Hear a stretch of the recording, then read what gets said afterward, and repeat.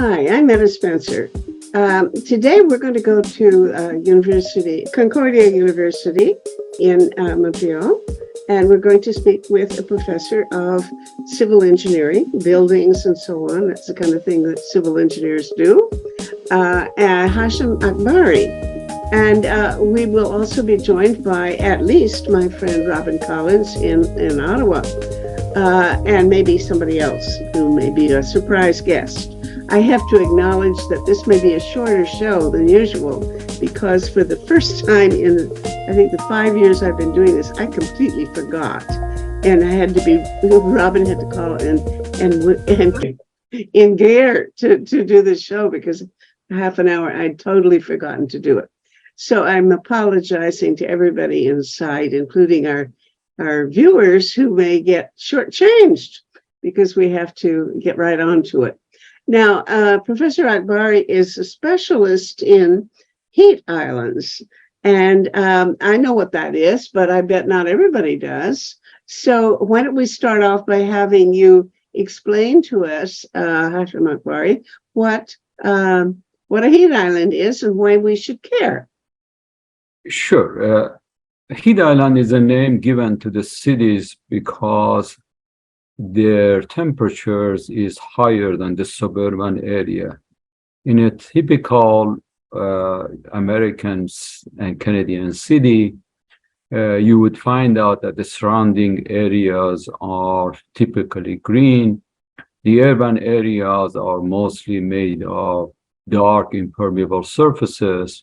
And as a result of that, they absorb more of the sun's energy and they become hotter than the suburban area. So when you approach from the suburban area to the city, you feel that you are getting into the higher temperatures, higher elevation of temperatures, hence the terminology of heat island. What I'm getting from this, I'm inferring, is that you're not just saying that, there's a 20 square foot area of asphalt that's very hot, but a heat island to you could be a whole city. That is correct. That is correct.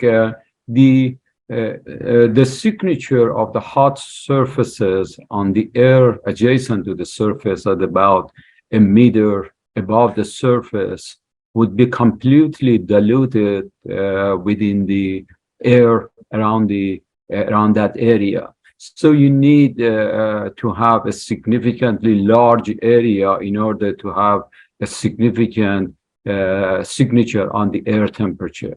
As an example, if the surface temperature is, I would say, 150 degrees Fahrenheit or say 70 degrees Celsius, when you go to the elevation of about 70 centimeters, then you would find out that the temperature is not that high anymore compared to the elevation higher.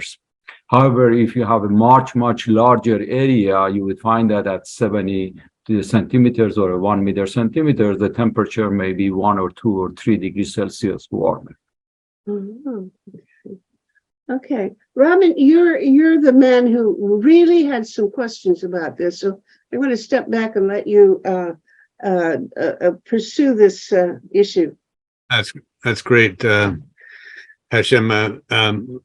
I've read a few of your papers, and very clearly your information on heat islands and more generally some of the impacts of trees within cities and how these impacts affect those heat islands. So I'm hoping to get some detail down because there are a few sort of competing strategies on reducing the heat of heat islands, it seems.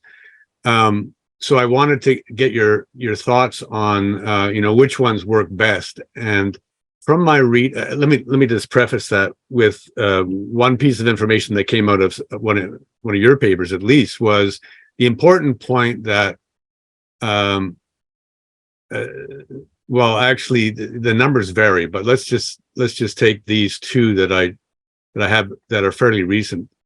56% of the world's population lives in cities, right? And between 60 and 85% of the world's energy is consumed within cities.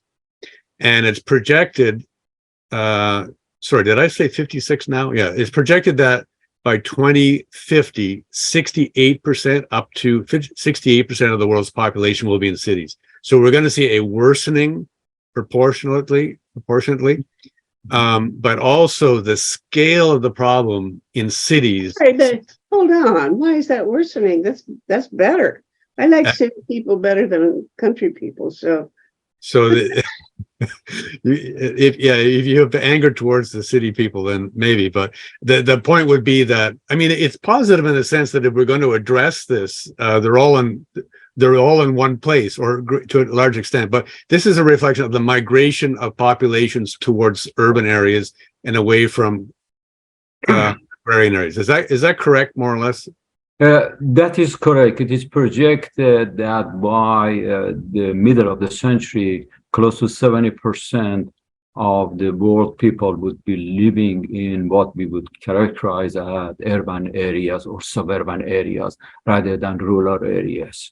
That's the data that it is mostly provided by United Nations. Okay. So the alleviation or the mitigation of some of this temperature is important, not only for the quality of life of people living there, but as some point out,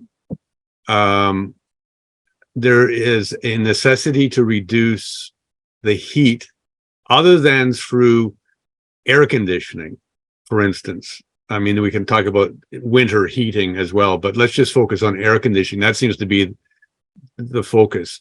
So why is this important in terms of addressing climate change? I think that let me kind of clarify your question a little bit better. Cities are getting warmer, and then on top of that, there are the global climate change that is happening with what it is happening in the urban areas. So what people are seeing is the effect of both so-called urban heat islands or warming of the cities, and at the same time, the heating of the globe because of the global warming climate change. And these two factors are cumulative to a certain extent. And surprisingly, they may be linearly cumulative to the level of the changes that we are talking. We are not talking about hundreds of degrees temperature changes. We are thinking about temperature changes in single digits. And in that scale, typically the effect of the heat island and global warming are cumulative. So within that, given that the cities are warmer than the suburban areas, one can focus, irrespective of why the city is warmer, one can immediately start focusing on the measures that can cool the cities. And the reason that the cities are warmer, number one, is that there are a lot more darker impermeable surfaces. And these darker impermeable surfaces within a cycle of 10 to 15 years, or perhaps 20 years, can be made into the lighter color and perhaps in a lot of cases not impermeable. And then in addition to that, you do have the city formation that exists now. And the chances are that this city formation in terms of the layout would be able to change within the next 30 years is very, very minimal. And then on top of that, you do have the utilization of the energy, concentrated utilization of energy in the urban areas that would also contribute to the heating of the cities. Now, focusing on any of these aspects is going to help in would be a step in the right direction. And in terms of the reducing the man-made heat, you definitely would like to be able to move away from inefficient cars or internal combustion engines to electric vehicles, and that would significantly improve the heat, heat emissions within the city. Right. But the most important element of all of these things is really the making these surfaces in the lighter color in terms of the overall heat balance of the city. And that is probably the easiest way to achieve, and achieved in the most economical way. And as an example, a current rooftop, which is black now, when it comes to change it, you can change it with the light colored rooftop at no incremental cost and immediately see the benefits. And for pavements, there is a lot more restrictions in terms of how to keep the pavements in light color, but we really do not have to go to extreme light. We can go from a color of a dark asphalt to a color of the lighter concrete. These are the type of classes that we have kind of experienced throughout the city. When we are driving on the freeways, we would find out that there are high patches of the areas that are concrete and they are in lighter color, and we can easily go into that cycle. So these competing elements really, they do not compete. These are things that have to be done in parallel. Right. And having the resources, whether you can pursue all of them at the same time, or whether you would like to get the low-hanging fruits first, which is light color roofs, light color pavements, and then go toward the more costlier solutions. These are the ways that we should try to plan for it as the people who are responsible to do something within the cities. Mhm. Okay, so if I can just jump in there, because what you just raised there covers two, in my mind, really important aspects of the discussion, but in part because our project is about urban trees, right? And the goal here isn't to put urban trees up against albedo effect changes, that is lightening of asphalt and roofs and so on. But just for some scale, now, and I don't know if you have those numbers at hand, but there are some who in fairly recent papers, I don't know which is most up to date anymore, but have suggested that planting trees is best bang for the buck. You're suggesting here that the attention to the albedo effect is best bang for the buck because it's relatively easy to do. Others argue, planting additional trees in front of a house is easy to do.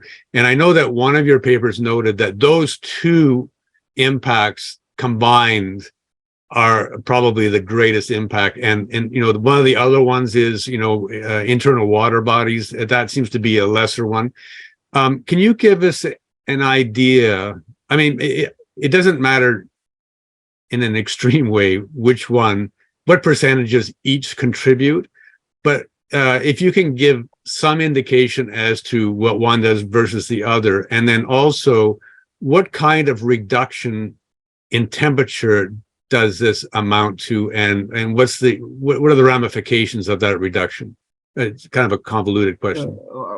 I think that's a very fair and intelligent question, and we need to really start to covering up layers of the benefits and the costs associated with each of these measures. And let us focus on trees.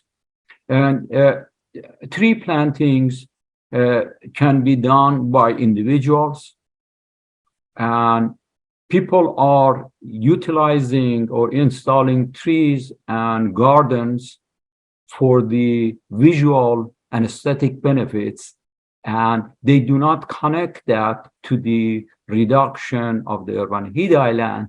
They enjoy the shade of a tree, and they do not connect that to the reduction of the energy consumption in the building but it may end up to be that way. During the hot day, if you are sitting under the shade of a tree and enjoying a cold lemonade, and while your air conditioner is not running in the house, that would definitely have a benefit. So it does really go as an integral component, which is integrated in the life of us, and trying to justify the benefits of the vegetation and trees only because of the energy savings may be a wrong way to go. And so, however, me to be focusing mostly on the energy benefits and air quality benefits and trying to quantify these. So there are some aspects of it which is the benefits, there are some aspects of it which is cost. So a tree being planted by myself, starting from a seedling, can cost as low as, I do not know, $1 or $2. You go just buy a seedling and then dig a hole and plant it there. Now, then maintenance of that tree becomes an issue. And whether that tree is close to the house or away from the house, is being taken care of the house, and how a person is going to value the time that would go to maintain that. If I am maintaining that tree as a joy of the gardening, the value of that is the joy that I get, is actually the value is negative. Yeah. So it is in making the trees less costly. However, if I ask a professional to come and plant a 10-foot tall tree for me, at the minimum, I should be prepared to spend anything between $300 to $500. And then if that tree is going to be maintained by a professional over time, when it grows to 50 feet tall, to cutting the branches, to removing the debris, and all of these things have to be done by professionals, then the cost aspects of it is a totally different issue. And there is no way that one can justify that level of professional cost by the energy and air quality benefit. So that is the aspects of the tree. So the economic of it is totally different from that of the cool roofs, that you do it only for the roofing, putting a shelter on your roof, and you have the choice of having a dark color versus a light color. And once you go to a light color, you immediately get the benefits at no cost. So you see that it is not fair to compare trees with cool roofs, because trees at the same time offer so many other amenities that cool roofs do not. Yeah. So how are you going to quantify those things? That is really an issue for each urban area, and the priorities that people would put together in order to justify a program in each urban area. And that also implicates whether who is planting the trees and who is maintaining them. Is it the individual homeowner, or is it the city that has a program? And that would change the cost factor, I would imagine, and bring it down, I would hope. I mean, it could scale better if it's not individuals, dealing with arborist companies or and also where those trees are planted is important as well, right? And also, whether they're planted in the right corner of the house, north, south, east, or west, and that reflects on whether they're going to be useful in the winter versus the summer. What can you say anything about that placement? Sure. The placement of the trees, in terms of the energy aspects of it, trees would interact with the energy consumption of the buildings into primarily three major ways. One of them is shading. Then the second one is through evapotranspiration. And the third one is through the wind shielding. Now, the evapotranspiration is a highly factor of the local climate. Right. If a local climate is highly humid, the impact of evapotranspiration is not going to be as pronounced as it is in a drier climate.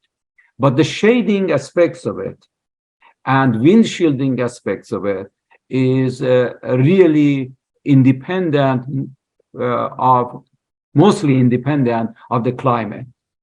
So if you plant shade trees on the south and west side of the building, and therefore it would be able to interact with or interface with the incoming solar radiation, and less energy would be absorbed by your building. And if your building is air conditioned, you need less air conditioning. And if your building is not air conditioned, it is more comfortable. The trees also, having evergreen trees on the north side of the buildings would be able to break the wind and kind of protect the building from the cold winter breeze. And that would probably save some heating energy use during the winter. Right. So now remember that in an urban setting, the north of my building is the south of somebody else's building. So therefore, it is highly a factor of the local geography and setting in urban environment. This type of tree planting would work best in suburban areas, and making sure that the trees are being planted in strategic places with respect to individual buildings, while it is not affecting the neighboring buildings. So this would impact how new housing residential areas are planned also, so that trees planted in one house don't block or affect the houses beside them. So you would design cities or communities that way. That is correct. And also you should remember that at the beginning of the talk, I said that urban setting is a critical factor. Right. You can do that for new development. And however, the existing development in 100 years from now, there are going to be still constituting 50% of those buildings anyway, as it is right now. If you look at most buildings in Canada, you would find out that they are dated back to early 1900s. Right. So now, it goes that way. Am I correct in thinking also comparing shading and sheltering, that is wind block versus shading in the summer, wind block in the winter, shading in the summer, that the impact of shading in the summer is significantly greater than the impact of trees doing sheltering in the winter. So, I mean, if you've got windy winters and hot summers, you're better off if you only have one choice to focus on the hot summers than on the cold, windy winters. Is that correct? Or is it debatable? In some climates, in Canada's climate, I have to argue perhaps that's not correct.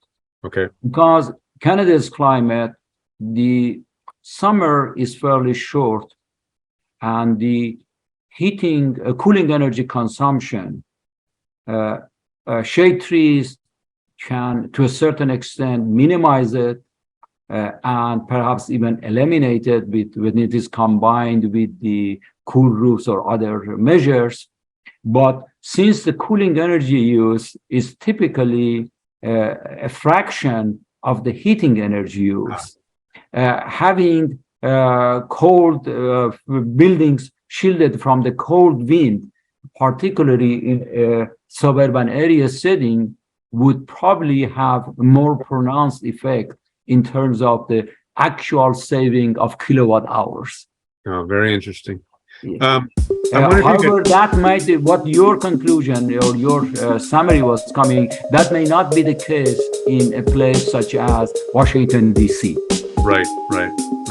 Yeah, and some of the studies are in U.S. cities that are hot in California. Correct. And I mean, there were 3 or 4 cities that I've seen the reports on, and they were all in the U.S. Correct.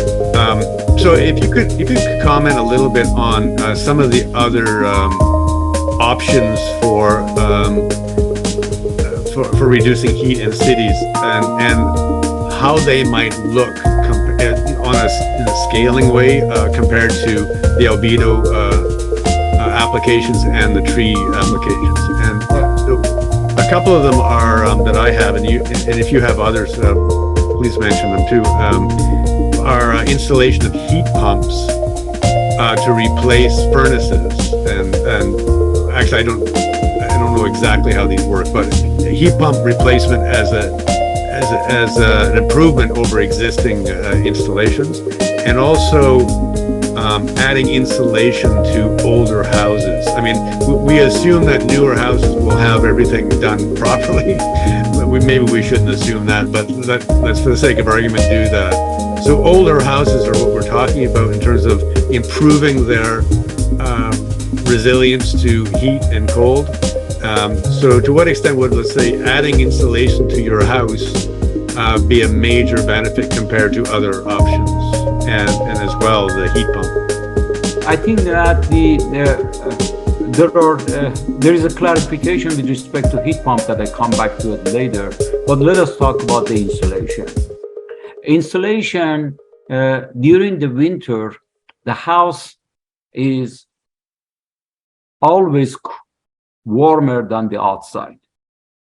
So if you add insulation, it would slow down the escape of the heat from inside to outside, and therefore it would reduce your heating energy consumption. During the summer, there are times of the day and transitional months. There are some times of the day that inside is warmer than the outside. For instance, each side is middle of the day, it is 78 degrees Fahrenheit, or let us say 28 degrees Celsius or 26 degrees Celsius. Outside is 20 degrees Celsius. Now, in order to keep the house cool, you can open the window. But if you forgot to open the window, if you have more insulation on the walls and the roof, the heat would not be able to naturally escape the building, and you need air conditioning. Right. So that is in commercial buildings, they have a device which is called economizer, which allows fresh air coming in from outside and mixed with the inside, and by that way cool the building rather than fully utilizing the air conditioner. So therefore, when you are designing insulation for a building, you need to optimize it on the annual energy utilization of the building, which constitutes both heating and cooling. Right. And that is hugely a function of the climate. In Canada, obviously having the higher insulation is the best, but in some of the coastal areas of Canada, such as in Vancouver area, which a lot of newer buildings are having air conditioner, if you have insulation, it may not be helpful during the summer. Right. So coming back to the heat pump, or a furnace uses some source of energy to heat your building. This furnace can easily be a gas heater or a resistance electric heater. A heat pump is a device which is a reverse of an air conditioner, which is utilizing electricity and providing heat into your building by typically a factor of 2 of more energy that it is being used by the electricity. For instance, if you use a resistance heater, for every 1 kilowatt hour of electricity that you use, you provide 1 kilowatt hour of heating to your room. If you use a heat pump, for 1 kilowatt hour of electricity you use, you can provide up to 3 kilowatt hours of heat into your room. So what it does, it pumps heat from the outside cold air inside your building. So I am a little bit puzzled why in your question you brought the terminology of insulation and heat pump together, because these are two different aspects of the building operational efficiency, and they work differently and in parallel. Okay. So they're not in conflict necessarily, though, or? To the extent that I understand your question, the answer is no. Yeah. Okay. Yeah. I mean, my question was more: should people switch to heat pumps from what they have now? And I'm not presupposing that they would or would not increase the insulation, because if you combine these two elements, there's probably a best option in that combination. And so it's an open-ended question for both. To me, the answer is crystal clear. And Okay. let me also make crystal clear to everybody. If you are using electricity to heat your building, using a heat pump would be more efficient. There is a big however. If the cost of electricity to your building is zero, you do not spend the money to buy a heat pump. So in order to justify the incremental cost of a heat pump to a resistance heater, you need to have a balance between the cost of the electricity utilization and the initial cost of the heat pump. In Canada, with a typical home needing perhaps 5,000 to 10,000 kilowatt hours of heating during the winter season, and the cost of the electricity to be typically between 6 cents to 10 cents a kilowatt hour, having the heat pump is a no-brainer. Right. Go and borrow the money to individual houses. If you already do not have it, install a heat pump. And most new constructions in Canada, I have noted that they have a heat pump. In apartment buildings, they have a heat pump that it is water-based, and it is providing the heat from the well underneath the buildings into the building with the heat pump. Okay. So there are quite a few ways of going to heat pump. It is crystal clear. Now, having that is if you are having electricity as the source of your heating. If you are having gas as a source of heating, then you are being faced with one optimization question, which has two parts. The cost of gas is typically lower than the cost of electricity. So if you switch from gas to electricity for heating, there is an additional incremental cost. And on top of that, the cost of the heat pump compared to a furnace, a gas furnace. Right.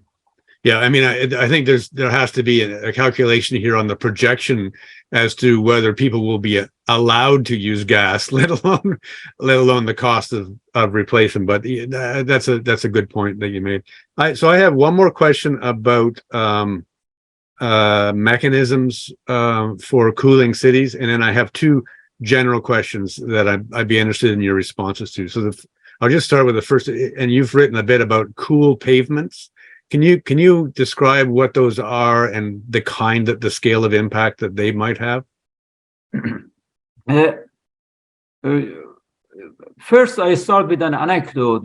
Cooling the cities is important, but making a cool environment for the citizens is a lot more important. So having shade trees would protect people from the direct sun and provide a more comfortable environment for them. So even if the city as a whole is not cool, so shade trees play a significant role in that aspect. Now, for the cool pavements, the technologies are quite diverse. Number one, if you look at the asphalt concrete, there are two terminologies: cement concrete and asphalt concrete. For short, we call them, one of them as asphalt, the other we call them as concrete. But actually, it is cement concrete or asphalt concrete. For an asphalt concrete, it is a mix of a binder, which is typically asphalt, and aggregates. If you have availability of local resources with the light color aggregates, if you mix these light color aggregates, even in the dark binder, after about 6 months, the top layer of the aggregates are going to be rubbed off, and the aggregates would show itself. And therefore, you would have a lighter color asphalt concrete. So the other option is, rather than using asphaltic-based binder, you can use chemical-based binders and resins for these binders. That is another technologies that they use. The third technologies that they use, rather than hot mixing asphalt, which is mixing of the aggregates with the binder and then laying down on the ground, there is a technology which is known as chip seal. What chip seal does, it sprays a layer of the binder on the surface and then sprays on top of that the aggregates and then rolls the aggregates into the binder. So by this way, the aggregates would be light color from the first day. And of course, there is a vacuum that comes in later on and removes the loose aggregates. Each of these technologies that I said would apply in different settings and environment. And then on top of that, you do have porous pavements. Porous pavements are extremely good for areas that have plenty of water and that have large areas of the parking lots or large area of low traffic roads, such as alleys. In that areas, so rather than having a totally impermeable surface, you do have blocks of concrete or other substructure that grass would grow through them. So that way you can keep also the environment very cool. So these are a series of technologies for the current asphalt concrete. And then you do have the cement concrete that you can have the choice of the light color aggregates in the cements, again, using the white or light color cement versus dark color cements. And you see a variety of these options available on your eyes when you are driving on freeways. Right, right. I mean, it seems that with that latter option, I mean, there's the problem of cement, concrete, and CO2 that we know about. But there's, I mean, you have to weigh that, I suppose, against the lighter color that is the lighter shading that is reflecting light, so an albedo effect, and also the longevity of that versus asphalt and the process of reinstalling or whatever. What's the balance here? I mean, I know it's hard to say because we're talking about different climates and cracking and all this, but are there some general things you can say about that? I would answer your questions in two parts. One part is existing reality. In some cities in United States, such as Houston, Utah, Salt Lake City, Utah, you would find that concrete is being preferred, and that's what they do. and they have justified that concrete is better for their environment and is more economical in terms of the life cycle operation. Now, whether in that life cycle operation they have accounted for the CO2 emission for the cement production, I am not quite sure, but that is the reality. That's what they do. In some other areas, they do not do that. My humble view is that for both of these technologies, rather than they compete with each other, there are options available at incremental cost, very minimal incremental cost. We should explore those options first and then get to the options of whether one is better than the other. And remember that in some areas, concretes are the only solution. For immediate patches, asphalt concrete would provide a more plausible solution. So it is something that one has to do a little bit of investigation in each area, and then develop a protocol and follow that protocol seriously for a decade or so, get feedback to that, update it as it is needed. But it is something that really needs to have some good leadership within the city in order to make an effective program. Very good. So I'm going to combine the last two questions, if I might. And this is more, there's a bit of a philosophical question here, but and there's a biological question too. So in that, we're generally speaking, it's focusing on the tree aspect, the planting tree aspect, which in the context of all you've described gives us a lot of good thinking in terms of, priorities and so on. But as you said, they're not necessarily in competition with one another. They're complementary and in parallel. But the question here about in terms of planting trees, it comes quickly to mind. We had a tree that fell. I mean, it also wasn't an indigenous tree. It collapsed outside our house, and the city replaced it with another tree, which is also not indigenous. It was a Japanese tree of some sort. I can't remember what it was called, but it was definitely not originally from here. And so, people raise their eyebrows. It's not indigenous. What about biodiversity?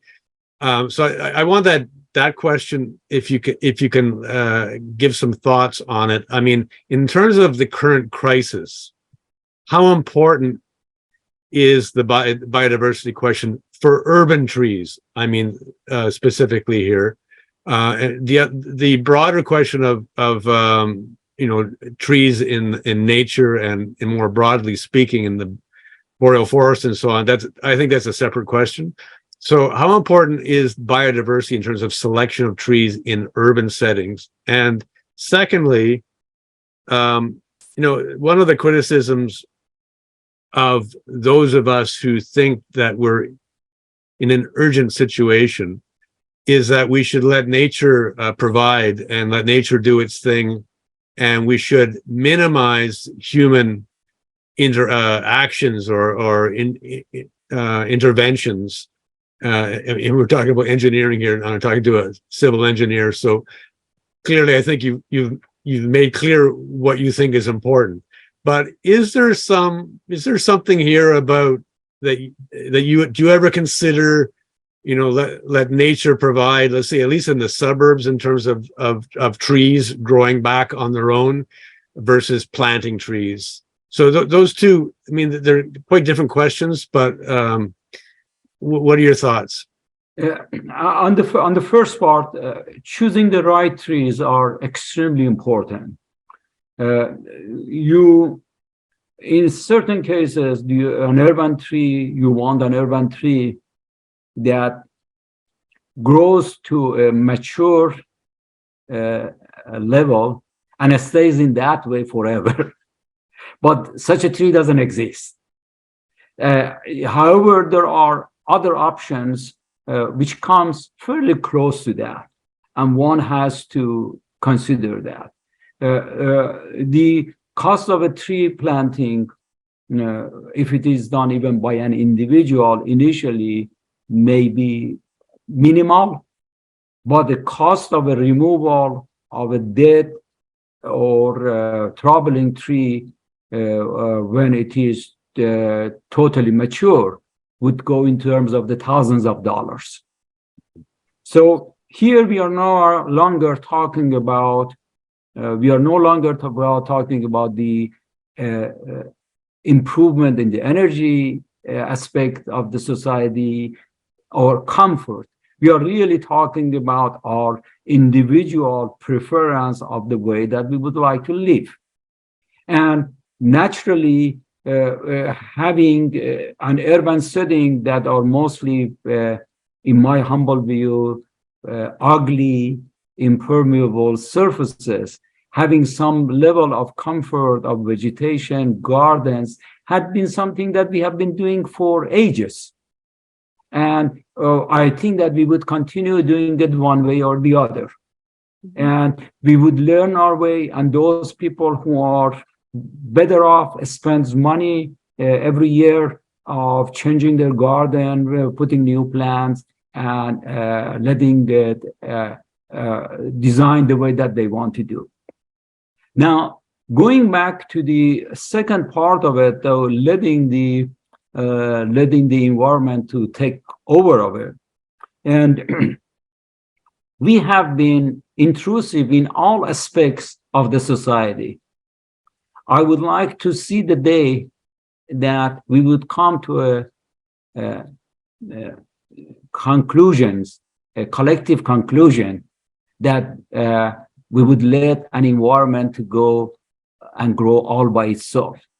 And that may be, to a certain extent, an idealistic thinking, but whether it would be happening or not, from the first day that the human have started to grow in this planet, what they have done is that they made permanent impression on the surfaces.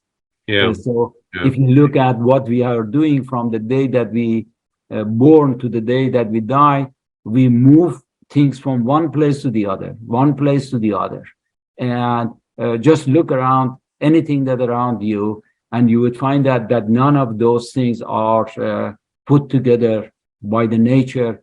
The human had done that. Your building, your books, your shelves, your elevator, the oxygen that we breathe, the air conditioner, the fuel that we burn. So these are all aspects of the things that we are doing. And obviously, we have to come to an equilibrium one time or the other. Otherwise, the nature would take care of that for us, and it would make that equilibrium for us, such as the ice ages that, had totally changed the way that we have been, or the human have been living before that. Yeah, so I am not willing to, participate into such a kind of fictional discussions. I'm a realistic person. I always think, what is the problem out there, and what is the thing that I can do to solve it right now? And this time I see that, urban trees can be significantly an element of the improved environment in an urban setting for the citizens. And therefore, we got to find out ways to overcome the problems that it may come, and then try to monetize it or digest it, and try to make a better living for ourselves. Very good. And there is that urgency question, how quickly we have to turn things around. And it would seem unlikely that stepping back and letting nature take its course wouldn't be quick enough, considering what humans have done to this point to the environment. Also remember that the aspects of the climate change have been accelerating the process of the nature. Mm-hmm. Trees have been migrating north or south based on the gradual changes in the climate. And now if that change is accelerated significantly, trees cannot migrate that fast. So if we allow the nature to take care of that, of all the problems that we have created, the solutions may not be what we would like to see. Mhm. Thank you. Thank you. You know, it's brilliant. You've really, this is just really wonderful. I didn't anticipate how interesting this conversation was going to be. It isn't a conversation. You've given us a whole bunch of things to think about and to learn. So I'm just delighted with it. And thank you. And I'm glad that Robin said we need more of this guy. So he was right. Thank you, Professor Akbari. And I hope we haven't held you up too much. Go to your next appointment. Thank you. Thank you very much. It is a little bit more than that, and I have already told them that I may be late by half an hour. So All right. I Thanks try so to be much. accommodative. Yes. Mhm. No, it's been Excellent. wonderful. Appreciate It it. certainly was a pleasure to join this discussion, and I'm always there. And we got to make it happen. We have created the problems. We are the solutions. We are the solution. Thank you. Yes. Bye-bye. Take care. Bye-bye.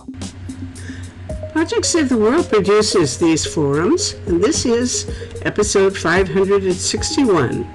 Watch them or listen to them as audio podcasts on our website, tosavetheworld.ca. You can share information there about 6 global issues, too. To find a particular talk show, enter its title or episode number in the search bar, or the name of one of the guest speakers. Project Save the World also produces a quarterly online publication, Peace Magazine. You can subscribe for $20 Canadian per year. Just go to pressreader.com on your browser and enter the word peace in the search bar, and you will see buttons to click to subscribe. And finally, I want to thank the viewers who like our forums and help us keep the series going by sponsoring us on Patreon.